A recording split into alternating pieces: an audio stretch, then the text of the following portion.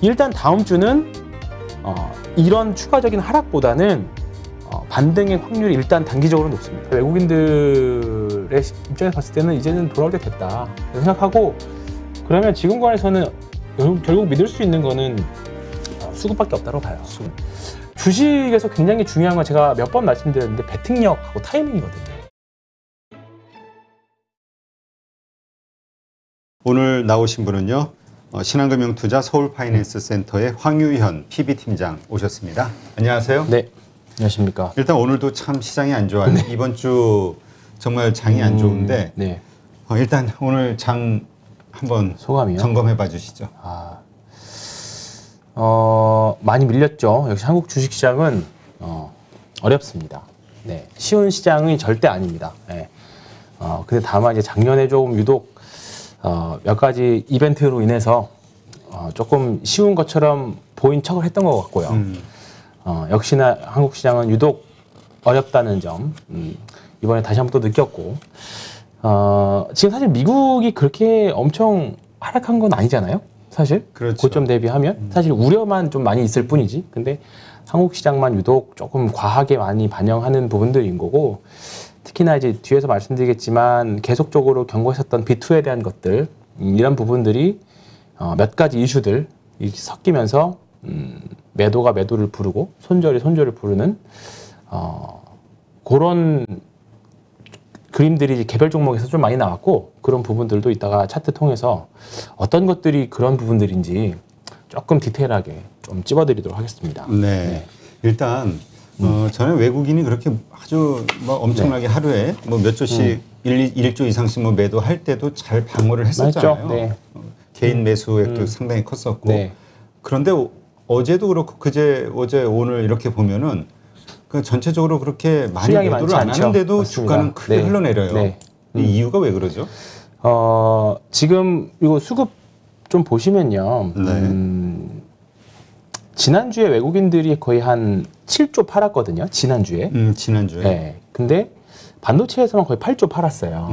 그러니까 그 말은 반대로 이제 다른 섹터에서 샀다라는 내용이기는 하고, 그래서 이 부분들은 다음에 이 어떤 종목을 샀는지에 대해서는 이번 지금의 하락장, 좀 지금의 조정장이 좀 지나고 났을 경우에 다시 한번 주가가 올라갔을 때 힌트가 되는 수급으로 다음에 활용을 하면 될 것 같고요. 그건 나중에 얘기하면 될 것 같고, 지금 사실 외국인들의 현물 수급을 보면 지난주하고 이번 주하고는 확실히 명확하게 좀 갈리잖아요.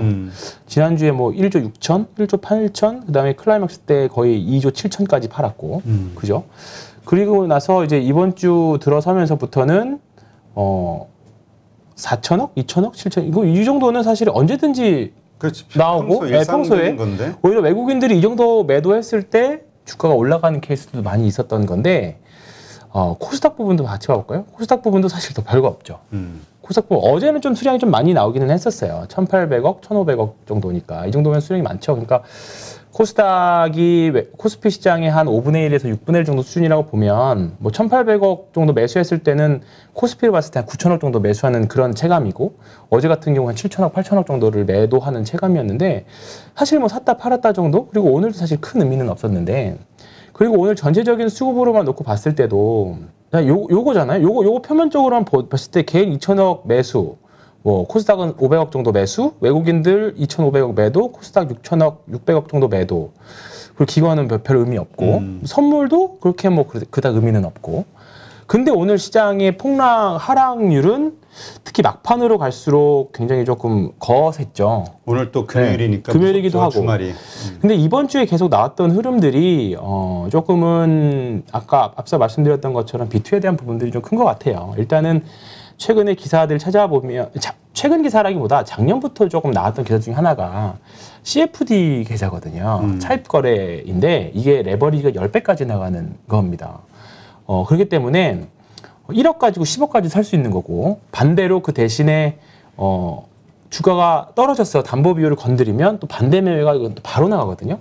그러니까 지금 시장에서 종목들마다 악순환이 되고 있는 이유를 일단 메커니즘을 좀 생각을 해보면, 일단은 주가가 하락을 하게 되면 레버리지가 가장 컸던 CFD 계좌들에서 손절매가 나갑니다. 반대 매매가 나가요. 이거는 우리가 통상 신용대출이나 아니면 담보대출로 나가서 이제 반대매매를 담보 비율을 건드렸을 때 트리거를 건드렸을 때 나가는 거는 다음 날이나 다다음 날 나가게 돼 있거든요. 근데 CFD 계좌들은 바로 나갑니다. 즉시. 그러니까 장중에 아무 때나 한 종목 하나 급락이 건드리면 바로 나가는 거죠. 그렇죠. 네. 우리 지난번에 그 빌황 미국에서 네. 그게 그렇죠, 이제 이거잖아요. 네, 맞습니다. 그러니까 이거는 이제 고액 그 돈을 가지고 있는 사람들이 투자자들이 맞습니다. 은행하고 개인적 거래로 그런 어떤 레버리지를 쓰는 거죠. 쓰는 CFD가 좋은 점은 레버리지도 있지만 이게 그 대주주 요건에 들어가진 않거든요. 그러니까 한 종목을 10억 이상 보유를 해도 내년에 매도를 해도 이제 세금을 양도세를 내지 않기 때문에 거액 투자자들이 일정 부분 이쪽에서 좀 약간 하이 레버리지, 하이 리스크를 안고 하는 매매들인데 이런 시장에서는 오히려 이제 물량을 그냥 툭툭 그냥 건드리면 바로바로 나가게 되어 있는 거죠. 그리고 1시 정도 이제 제가 대략적으로 알고 있기로는 1시 정도로 알고 있거든요. 그때는 스탁론의 반대 매매들이 나갑니다. 이제 경제 TV들 보면 방송 광고 많이 하잖아요. 그렇죠. 근데 무슨 레버리지 쓰던 증권사 그대로 뭐 그런 것들. 근데 그 반대 매매가 오후 1시 정도에 나갑니다. 아, 그래요? 네. 보통 우리는 저 증권사는 아침 다음 날 네, 그렇죠. 아침이잖아요. 그러니까 장중에 괴롭히는 게 CFD하고 스탁론의 반대 매매들이 있고 그리고 나서 이렇게 주가가 빠져버리면 3시 이제 2시 반 넘어가기 시작하면 기존 증권사에서 담보대출이나 신용으로 거래하시는 분들이 이렇게 하면 담보 비율을 보면 이거 내일 담보 반대매매 맞겠네라는 거 알잖아요. 그렇죠. 그러면 먼저 매도를 하겠죠. 왜냐하면 반대매매는 다음날 하한가로 계산을 해서 수량을 내기 때문에 딱 담보 부족 금액만 나가는 게 아니라 더 내가 가진 거 이상 수량으로 계산해서 반대매매 나가기 때문에 오늘 말고 어제 보여줬던 게 호가상으로 장 시작하기 전에 하한가 호가들을 많이 보여줬던 게 대부분 반대매매거든요. 그러니까 이제 그런 부분들인데, 그렇다 보니까 이제 2시, 오늘도 보면 2시 반 정도 이후에, 이거 상황을 보아하니까 장 마감으로 갈수록 주가가 올라오진 않겠구나. 라고 생각들을 드니까 사람들이 2시부터는 이제 그냥 매도 때리는 거죠. 그게 이제 그냥 신용 물량 쓴 분들. 네, 신용이나 담보대출 쓴 물량들은 그 담보비를 맞추기 위해서 억지로 그냥 울먹혀져먹 그냥 매도 버튼, 그냥 가격 보지 않고 그냥 누르는 거죠. 이게 이제 홧김에 하는 매도들, 이런 이제 짜증 섞인 매도들인데 그런 매도들을 비단 중소형주에만 나오는 게 아니라 대형주에도 많이 나오거든요. 제가 이제 대표적으로 볼 수 있는 것들을 좀 보았는데 이게 저는 이제 3분봉에서 보면 조금 보여요. 이건 삼성전자 3분봉인데요. 여기 보시면 이런 것들, 이거 이제 장 마감 동시효과에 들어가서 이건 제외하고요. 이런 것들인 거죠, 이런 것들. 이런 것들 그냥 평균 거래량 대비 빵 나오는 것들 있죠. 근데 음봉의 거래량 실린 것들 이런 것들은 이제 쉽게 말하면 그냥 팍 던져버려. 대량 물량을 팍 던진 거 그냥. 여기도 있었고 그 다음에 하이닉스도 보면 하이닉스는 오늘 좀 덜하긴 했지만 어제 이런 것들이 나왔죠. 이제. 빵. 그리고 여기서도 빵. 그리고 나서 3시 이제 2시 반 넘어가니까 이제 조금 이제 대형주들은 이제 워낙에 좀 수급이 하긴 한데 중소형주들을 보면 더 명확하게 갈리거든요. 근데 포스코도 한번 봐볼게요. 포스코도 보면 어제 빵 이런 것들. 이런 것들인 거죠. 삼성전기도 오늘 같은데 딱 요게 이제 대표적으로 2시 반 정도 되니까 대량으로 빵 이게 나왔던 거고 그다음에 이건 기아인데 이것도 어제 대형주들은 어제 많이 나왔고 중소형주들이 오늘 많이 나왔거든요. 대형주들은 어제 빵빵빵 이렇게 나왔죠. 이런 것들이 몇 번 나오고 3분봉에서 수렴 과정을 거치고 나면 자연스럽게 턴하는 과정들이 나와요. 예. 그래서 당연히 이따 다시 시장 얘기하면서 말씀드릴게요. 현대차도 또 빵빵 이렇게 나왔고 LG화학은 LG화학 보면 상대적으로 좀 견조하잖아요. 그렇다 보니까 그렇죠. 이거는 투매 별로 나오지 않았죠.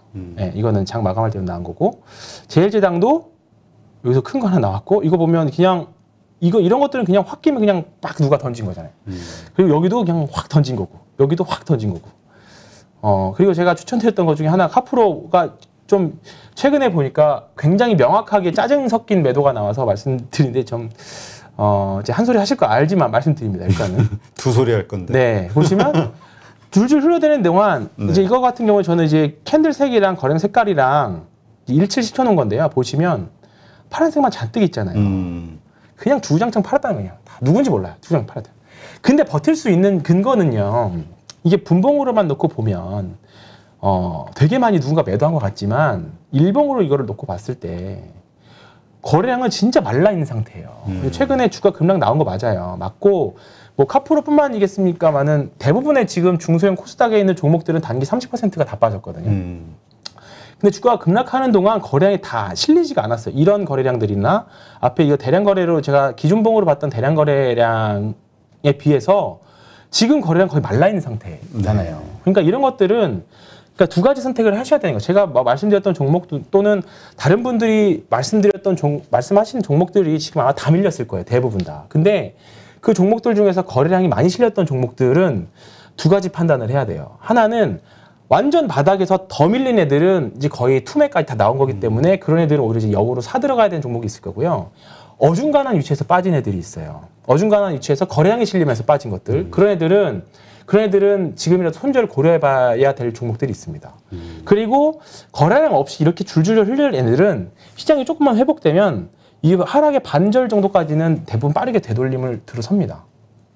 그래서 이런 것들은 여력이 되신다라고 하면 물타기도 가능해요. 지금 물론 개인 투자자분들이 쉽게 추가 매수하기도 어렵고 현금 사정도 쉽지는 않은 구간이기는 하지만 지금 구간에서는 더군다나 코스피, 코스닥 모두 다 이격도 상으로 봤을 때 굉장히 많이 벌어져 있는 상태거든요. 과매도로. 지금 구간에서는 매수 바닥을 예측하기는 물론 어려워요. 지금 구간에서는 예측하기 어렵고 결국은 외국인들이 돌아와야 그 바닥이 만들어지는 건데 뭐 3,000포인트니 2,900포인트, 2,950 그건 다 후행적으로 해석하는 거예요. 예측은 정말 지수의 예측이 어렵다는 건 여기서 쓰는 말을 같거든요. 저는. 그건 어려워요. 외국인들이 만들어주는 거기 때문에 지금은 바닥 예측은 어렵고 외국인들이 과연 어느 포인트에서 어떤 지점에서 들어올 거냐 차라리 기우제를 지는 게 낫다고 봐요. 외국인 들어오기를. 그러니까 어느 분이 그 얘기 하더라고요. 외국인 매수가 들어오기를 기다리고 그래서 주가가 상승하기를 기다리는 거는 인디언 기우제다. 아, 그렇죠. 차라리 저는 그게 낫다라고 봐요. 근데 만약에 돌아온다라고 하면 뭔가 이제 명분이 있어서 들어올 건데요. 그러면 이렇게 거래량 없이 밀린 것들은 또 결국은 올라갈 수 있을 거라고 봐요. 그래서 손절을 하느냐 또는 추가 매수를 하느냐 지금은 손절을 하느냐 이제 전체가 100개의 종목이 있다라고 하면 그중에서 지금 한 90%는 손절 라인은 다 지났을 거예요. 그렇죠. 네. 지금 갑자기 너무 급락을 해가지고. 네, 그렇죠. 지금은 그리고 버티는 게 맞다고 보고요. 지금 제가 참고로 삼아서 계속 보고 있는 게 2018년 10월이거든요. 그러니까 지금 굉장히 개인 투자자분들도 그렇고 저 역시도 여기 오면서 그렇게 편한 마음으로 오진 않았습니다. 멘탈이 당연히 저도 쉽진 않았고 제 개인 계좌뿐만 아니라 저도 뭐 8월 달에는 조심하자 말씀드리긴 했지만 또 손가락이 말을 듣지 않아서. 그러니까 첫 번째 주는 좋았어. 네. 조심하자, 현금 확보하자. 네. 근데 두 번째 주 들어서 너무 좋은 종목이 보여가지고. 그렇죠. 네. 그래서 뭐 포인트 오버레이지 말씀드렸지만, 근데 지금 구간에서는 어차피 이번 주 사실 단기적으로 급락했잖아요. 그럼 이렇게 되면 급등도 가능하고 봐보고 제가 지금 계속 여력 주목 비교를 해서 보고 있는 건 2018년 10월이거든요. 2018년 10월 보면 그때 외국인들이 5조 정도 이탈했습니다. 5조. 업종 차트를 보면 볼게요. 제가 진짜 그때 절망감까지 느꼈던 시기인데 여기거든요. 10월 여기서부터 여기까지 하면 한 16% 고점 대비하면 한 15% 정도 빠졌네요. 근데 보면 이 빠지고 나서부터 두 달 좀 재미없다가 이때는 크리스마스 이제 연말로 대주주 장도세 있었기 때문에 안 좋았고 올라왔잖아요. 네, 올라왔거든요. 그러니까 오히려 지금의 조정이 저는 올해 오히려 10월 달에 제가 이제 추석 이후로 조심하자고 말씀드렸는데 미리 선조정의 가능성도 있다라고 봅니다. 이 정도면. 원래는 좀 10월 이후에 추석 이후에 좀 조정을 생각했었는데 미리 조정받고 그렇죠. 네. 반대로 그때는 올라가고. 저는 조정이 8월 달에 그렇게 쉽지는 않을 거라고 생각했는데 이 정도까지 나오지는 않을 거라고 봤었어요. 사실 많이 나와봤자 한 5% 정도? 한 3,150 정도? 그 정도 봤는데 생각보다 좀 많이 나왔고 그 많이 나왔던 이유는 앞서 말씀드렸던 것처럼 특히 코스닥이 좀 심한 이유는 수급과 상관없이 심한 이유는 앞서 말씀드렸던 CFD 그다음에 반대 매매 이런 부분들이 엇갈린 거고요. 지금 그 상황이 올해 이번 주에 2번 또는 3번 종목이 나왔어요. 그리고 전체 지수도 과매도 나왔다라고 하면 일단 다음 주는 이런 추가적인 하락보다는 반등의 확률이 일단 단기적으로 높습니다. 근데 이게 중기적으로의 바닥이냐 솔직히 그것까지는 말씀 못 드릴 것 같아요. 다만 다음 주 정도에는 반등 확률이 일단은 높아진 상태까지 왔습니다. 왔는데 반등을 할 때 과연 우리가 줄일 수 있겠느냐라는 거죠. 그렇죠. 왜냐하면 반등했다 해도 그게 내 본전에는 아직 못 미칠 거거든. 네. 근데 다음 주에는 기계적으로 좀 하시긴 하셔야 될 것 같아요. 근데 그 되게 어려운 일이거든요. 그러니까 지금은 종목 하나하나 보면 다 사랑스러운 종목들이실 거예요, 분명히. 다 산 이유도 다 있고, 이거는 친구가 살아서 샀고, 이거는 어떤 뭐 신약 개발 호재가 있고, 이건 뭐 코로나 때문에 샀고, 다 종목마다의 히스토리들이 다 있어요. 다. 저도 마찬가지고. 근데 지금은 반등이 나오면 총잔고 기준으로 보시면서 대응을 하시는 게 좋을 것 같고요. 일정 비분. 네. 네. 그러니까 내가 뭐 1억을 가지고 시작했다가 지금 8천만 원이 돼 있는데 다음 주에 반등이 나와서 총잔고가 9천만 원이 됐다, 예를 들어. 그러면 그 중에서 제일 별로인 종목을 잘라내던가 아니면 전체적인 비중을 줄여서 총잔고 기준으로 총잔고를 조금 계속 유지하는 전략들을 세우시는 게 좋을 것 같아요. 그러니까 현금 비중 20%? 저는 아니요, 현금은 30에서 50까지도 가능하다고 봅니다. 네, 충분히 가능하다고 보고요. 우리가 작년에, 그러니까 주가가 하락할 때 주식이 없는 사람은요, 상승할 때도 주식이 없습니다. 네, 작년 2월 달에 코로나 때문에 확실하게 느꼈잖아요. 그렇죠. 네, 그렇기 때문에 주식을 100% 비우면 더 싸게 사야지, 더 공포가 올 거야 라는 생각 때문에 분명히 싸게 못 삽니다. 그러다가 올라가면 하다가 또 닭도전 개처럼 될 수 있어요. 그렇기 때문에 그래서 저는 주식을 아예 다 비워라, 그것도 좀 사실 안 좋은 방법인 것 같아요. 그래서 한 절반 정도, 50% 정도는 있거나 또는 30% 정도, 이제 주식은 일정 비율, 자기의 그 감내 능력 정도까지는 주식 비중은 분명히 있어야 된다고 봐요. 대신에 현금이 있으면 편하실 겁니다. 예. 물론 쉽지 않습니다. 저는 개인적으로 안 될 것 같아요. 그렇죠. 저는 못할 것 같습니다만 현금을 들고 있는데 있는 것도 좋습니다. 오늘 같이 이런 상황이 보면 막 되게 싸 보이는 주식이 막 보이거든. 엄청 많아졌죠. 네, 엄청 많아졌죠. 그러니까 안 살 수가 없는 거라. 없죠. 네. 근데 이제 문제는 그 다음에 이제 올라주면 괜찮은데 더 내려가니까. 네, 그렇죠. 그때서부터 이제 후회하기 시작하는데. 네. 근데 이제 그런 식으로 봤을 때는 이제 조금 현금도 가지고 있고, 그 다음에 지금 지수 전체적인 것도 봐야 되고, 저는 어제 그 최창규 본부장님, 저 신입 때 진짜 돈 많이 받았던 리포트로. 아, 그래요? 네, 많이 받았던 분인데 작년 여름부터 해서 리포트가 없으시더라고요. 근데 어제 보니까 이제 다른 데로 옮기셨더라고요. 1년 동안 뭐 공백 기간이 있으셨는지 모르지만 1년 동안 리포트가 없었거든요. 근데 이제 어제 나와가지고 좋으신 말씀 해주셨는데, 그렇습니다. 저는 사실 주식을 생각하는 것보다 더 수익률을 게임처럼 사실 보고 있는 사람 중에 하나고요. 지금 사실 주식을 작년에 시작했던 분들이 주식은 사기야라고까지도 생각하시는 분도 있을 거예요. 그렇죠. 네. 돈 벌 줄 알고 들어왔지. 네. 내가 이렇게 돈 잃을 줄은 생각 못 했거든요. 그렇죠. 그리고 실적이 이렇게 좋다는 주가가 왜 안 올라라고도 생각하실 수 있는 것 같아요. 있는 분들이 있을 거예요. 결국은 주식에서 굉장히 중요한 건 제가 몇 번 말씀드렸는데 배팅력하고 타이밍이거든요.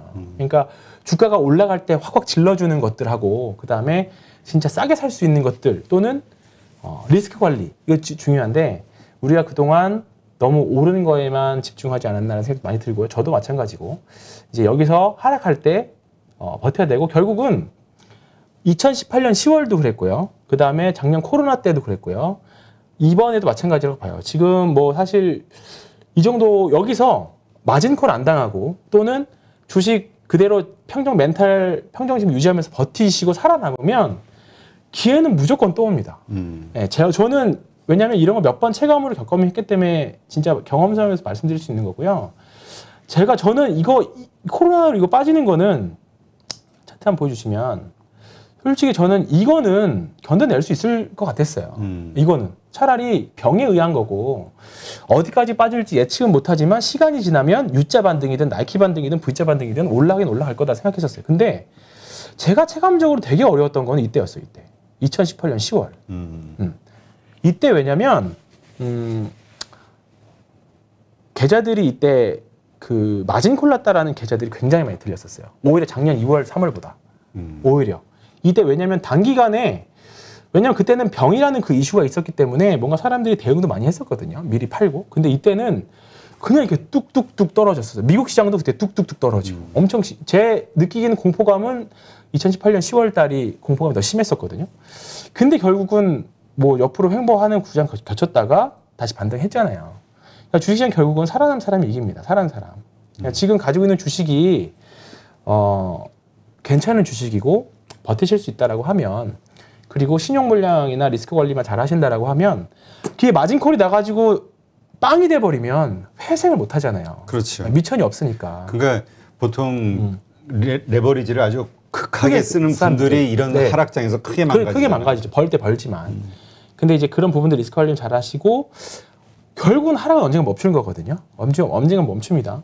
근데 거기가 다음 주가 될지 다다음 주가 될지 외국인들이 다음 주에 돌아올지 다다음 주에 돌아올지는 모르지만 일단은 반등이 나온다라고 하면 리스크 관리 하시면서 자신이 가지고 있는 종목들을 되돌아보는 시점이면 좋을 것 같고요. 이 코스피 보시면 여기 보시면 거래량도 많이 실렸잖아요. 보시면 최근에 보면 거래량도 많이 실렸고 이제 물량들도 많이 어느 정도 차익실현 물량들이 나왔기 때문에 그러니까 2018년 10월 달에 외국인들이 5조 매도했을 그때도 금리 인상에 대한 것들 때문에 근데 외국인들이 지난주에 8조 팔았으니까 근데 주가가 이미 그만큼 엄청 많이 올라가 있으니까 똑같은 그렇지. 수량을 팔아도 금액은 훨씬 더 많아졌을 거 아니에요.